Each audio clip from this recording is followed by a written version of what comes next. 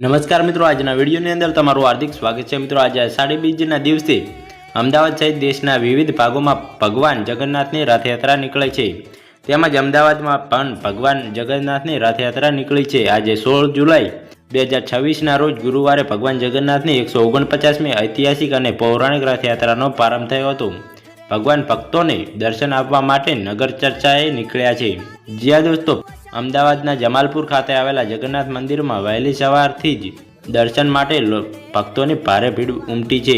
મંદિરમાં વિવિધ પૂજા વિધિ શરૂ થઈ ગઈ છે।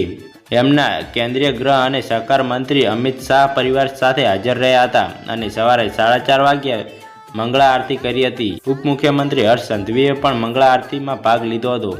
ત્યારબાદ વાત કરવામાં આવે અમદાવાદ રથયાત્રાને પ્રસ્થાન કરાવ્યા બાદ મુખ્યમંત્રી ભૂપેન્દ્ર પટેલે શું કહ્યું એની વિશે વાત કરીએ તો મુખ્યમંત્રી ભૂપેન્દ્ર પટેલે કહ્યું, અષાઢી બીજ ઉત્સવ અને 149મી ભગવાન જગન્નાથે રથયાત્રા શરૂ થઈ ગઈ છે।